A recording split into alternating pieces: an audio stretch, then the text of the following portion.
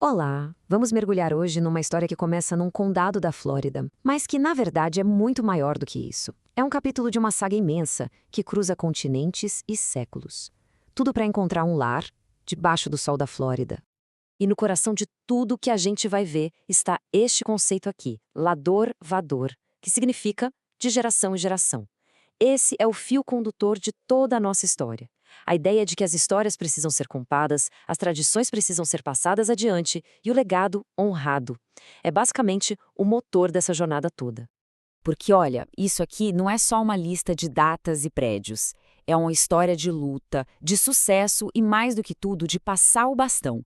A fonte original até descreve isso de um jeito bem poético, como uma conversa entre as gerações. Uma forma de manter o passado vivo, sabe? Irrelevante para o futuro. Para a gente entender a história que se desenrolou lá na Flórida, a gente precisa dar um passo bem grande para trás. Voltar séculos no tempo e viajar milhares de quilômetros. A jornada até o condado de Pinellas não começou lá. Começou com forças globais que empurraram as pessoas a buscar um novo começo, numa nova terra. Agora, o que é fascinante aqui é ver como essa linha do tempo mostra um movimento constante, com altos e baixos. A gente vê momentos de prosperidade, como na Espanha, e de privilégios, como na Polônia, mas também vê o outro lado da moeda, a perseguição na Rússia, que provocou uma das maiores ondas de migração da história. Essa mistura de oportunidade e opressão foi o que deu impulso para essa jornada em direção a um mundo novo. E para onde essas pessoas estavam indo? Para um lugar que oferecia uma promessa muito poderosa. Em 1790, George Washington escreveu essas palavras. E isso não era só uma carta, era uma declaração de que a América seria um lugar diferente, um lugar onde as pessoas poderiam ser vistas como iguais, livres da perseguição do Estado, um contraste absurdo com o mundo que estavam deixando para trás. Então vamos avançar um pouco no tempo e ver como essa jornada global finalmente chega na costa da Flórida. Daquela maré gigante de imigrantes que chegaram na América, um pequeno grupo de pioneiros encontrou o caminho para uma península ensolarada, e foi lá que eles começaram a plantar as primeiras raízes da comunidade que a gente está conhecendo hoje.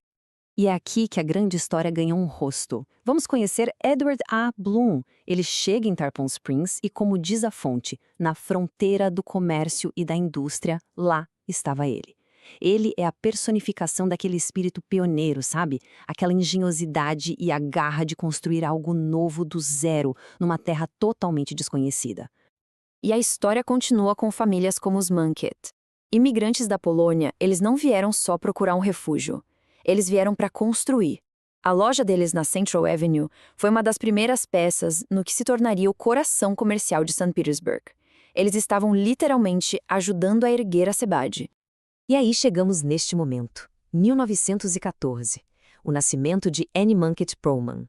Isso aqui não é só um dado, é um marco, é o ponto de virada. É quando a comunidade deixa de ser um grupo de colonos individuais para se tornar uma comunidade com futuro, com uma nova geração nascendo em solo americano, a primeira de muitas. Com o nascimento da primeira criança judia no condado, o foco naturalmente começou a mudar. A questão não era mais só a sobrevivência de cada um.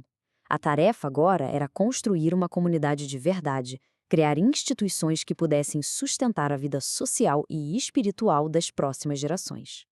E esse slide mostra-se a progressão de um jeito brilhante. Começa de forma bem orgânica, com um lugar para se reunir, comer alguma coisa, conversar, como a delicatessen dos Green. Depois surge a necessidade de algo mais formal, um lugar para a vida espiritual, e nasce a Congregação Biná Israel. E finalmente, um centro para tudo, para a vida comunitária, que foi o Centro Comunitário Judaico. É uma evolução supernatural e poderosa.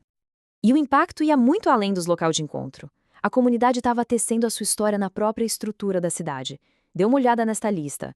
Joalherias, lojas de roupa, galeria de arte. Isso aqui não eram só negócios. Eram parte do pulso diário de St. Petersburg, ajudando a moldar a identidade da cidade.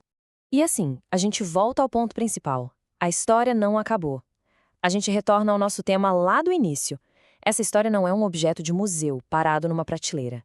É uma narrativa viva, uma conversa que na verdade continua até hoje.